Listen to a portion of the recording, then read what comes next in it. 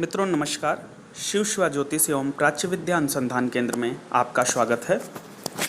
मित्रों, 9 ग्रहों में 2 ग्रह ऐसे हैं कि जो सबसे अधिक जीवन में संघर्ष पैदा करते हैं, संघर्ष उत्पन्न करते हैं। आपके पूर्व जन्मों के किए हुए अच्छे या बुरे कर्मों के जो फल होते हैं उसके अनुसार ये 2 ग्रह मुख्य रूप से, बहुत ही प्रबल रूप से इस जीवन में यदि कुछ अच्छा करते हैं तो बहुत अच्छा करते हैं, पर अधिकतम संघर्ष देने के लिए, दुख देने के लिए, कठिनाई देने के लिए ये जाने जाते हैं। जिसमें मुख्य रूप से 2 ग्रह हैं। वैसे तो कोई भी ग्रह संघर्ष कठिनाई देने के लिए सक्षम होता है, वो अपने ही रूप में परिवर्तन करके जब अच्छा करना होता है तो अच्छा बनकर फल देता है, बुरा करना होता है तो वही ग्रह बुरा फल देने लगता है।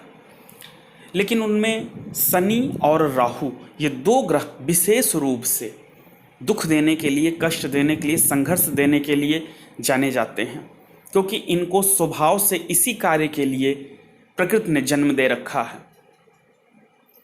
और ग्रहों से तो जीवन के अच्छे परिणाम ज़्यादा हासिल होते हैं, लेकिन दुख देने के लिए आयु को जो कारक बनाया गया है वो शनि को बनाया गया है, और शनि का जो एजेंट है, शनि के कार्यों को जो परिणाम तक पहुंचाता है, शनि का सेनापति भी कह सकते हैं, वो राहु है।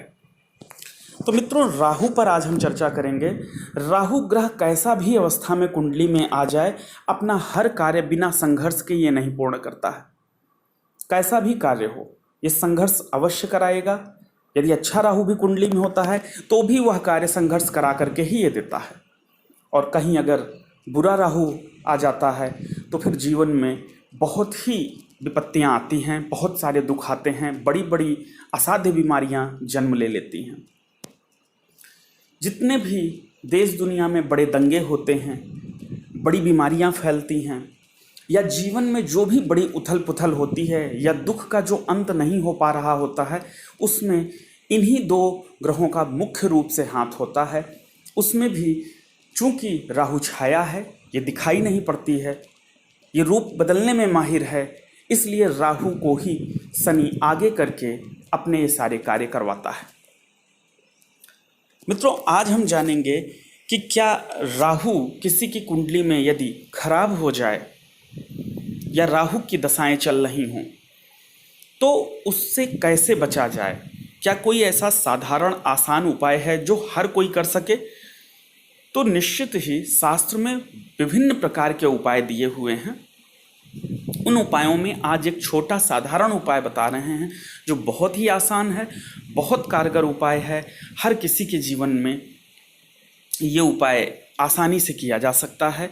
गरीब से गरीब व्यक्ति ये उपाय कर सकता है और कोई भी व्यक्ति कर सकता है। बहुत ही अच्छा उपाय है। इसमें आपको गौमूत्र का उपयोग करना होगा।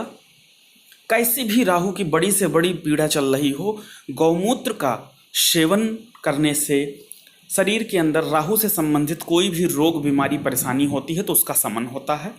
और राहु जो कि निगेटिव एनर्जी बनाने में माहिर है, वो निगेटिव एनर्जी बना करके ही सारी विपत्ति और परेशानी देता है। तो यदि नहाने के जल में, स्नान करने वाले जो जल होते हैं उनमें थोड़ा सा शुद्ध गौमूत्र मिला करके और उस जल से स्नान किया जाए तो शरीर के ऊपर जो प्रभामंडल होता है, जो आभामंडल होता है, ये प्रभामंडल यदि नकारात्मक हो जाए या निगेटिव हो जाए तो 6 महीने से 9 महीने के बाद वही नकारात्मक तत्व तो शरीर के भीतर जाता है और रोग, बीमारी, परेशानी बनाता है।